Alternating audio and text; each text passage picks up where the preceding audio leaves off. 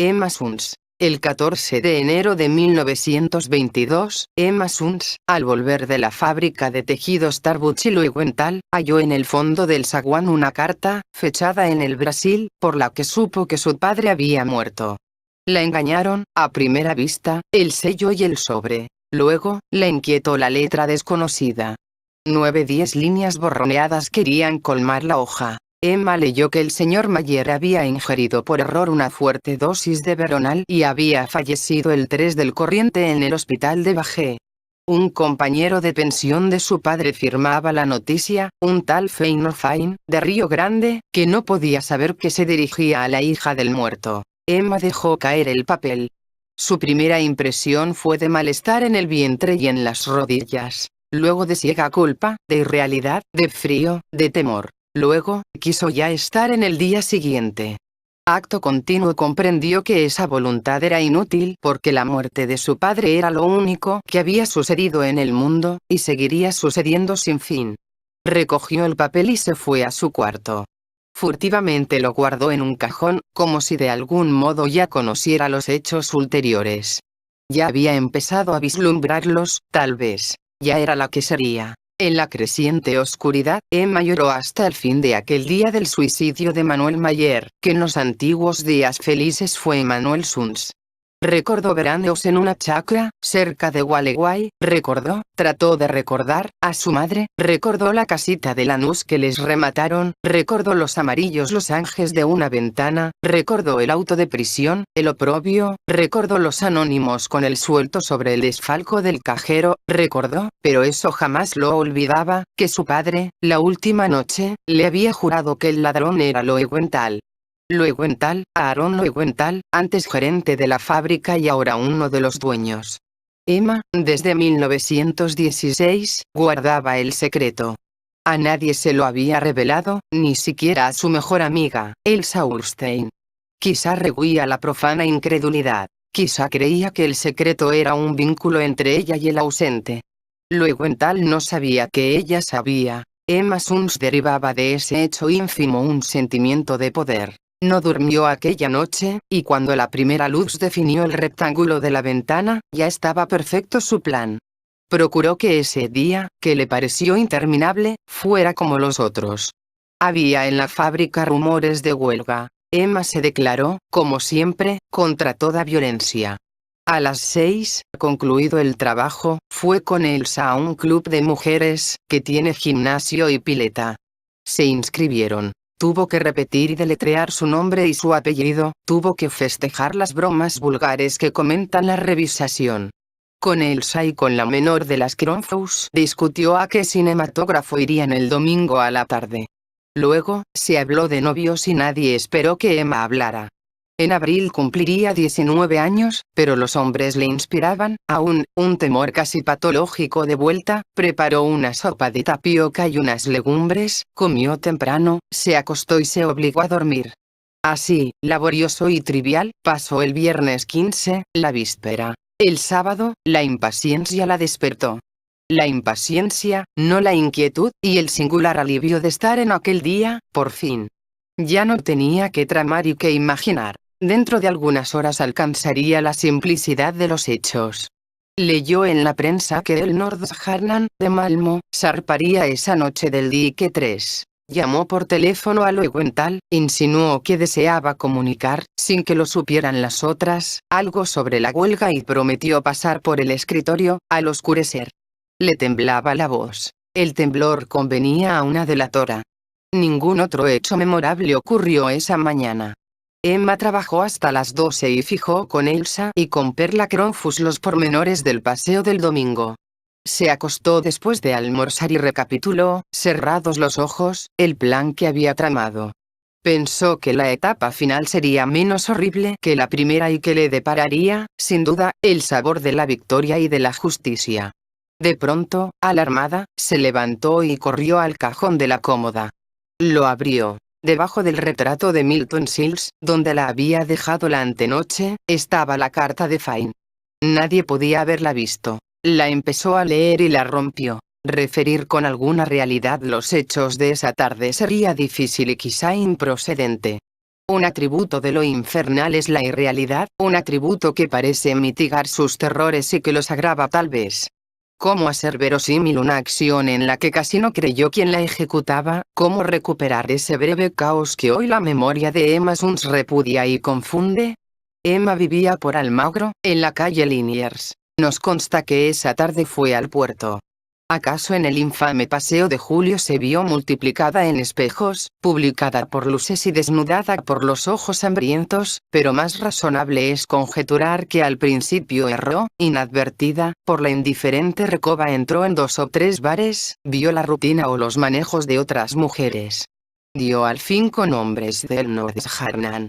De uno, muy joven, temió que le inspirara alguna ternura y optó por otro, quizá más bajo que ella y grosero, para que la pureza del horror no fuera mitigada. El hombre la condujo a una puerta y después a un turbio zaguán y después a una escalera tortuosa y después a un vestíbulo, en el que había una vidriera con los ángeles idénticos a los de la casa en Lanús, y después a un pasillo y después a una puerta que se cerró. Los hechos graves están fuera del tiempo, ya porque en ellos el pasado inmediato queda como tronchado del porvenir, ya porque no parecen consecutivas las partes que los forman. En aquel tiempo fuera del tiempo, en aquel desorden perplejo de sensaciones inconexas y atroces, pensó Emma Suns una sola vez en el muerto que motivaba el sacrificio. Yo tengo para mí que pensó una vez y que en ese momento peligró su desesperado propósito. Pensó, no pudo no pensar, que su padre le había hecho a su madre la cosa horrible que a ella ahora le hacían. Lo pensó con débil asombro y se refugió, enseguida, en el vértigo. El hombre, sueco o finlandés, no hablaba español. Fue una herramienta para Emma como ésta lo fue para él, pero ella sirvió para el goce y él para la justicia. Cuando se quedó sola, Emma no abrió enseguida los ojos. En la mesa de luz estaba el dinero que había dejado el hombre. Emma se incorporó y lo rompió como antes había roto la carta. Romper dinero es una impiedad, como tirar el pan. Emma se arrepintió, apenas lo hizo. Un acto de soberbia y en aquel día el temor se perdió en la tristeza de su cuerpo, en el asco. El asco y la tristeza la encadenaban, pero Emma lentamente se levantó y procedió a vestirse. En el cuarto no quedaban colores vivos. El último crepúsculo se agravaba. Emma pudo salir sin que lo advirtieran. En la esquina subió a un Lacrosse, que iba al oeste. Eligió, conforme a su plan, el asiento más delantero, para que no le vieran la cara. Quizá le confortó verificar, en el insípido trajín de las calles, que lo acaecido no había contaminado las cosas. Viajó por barrios decrecientes y opacos, viéndolos y olvidándolos en el acto, y se apeó en una de las bocacalles de Warnes.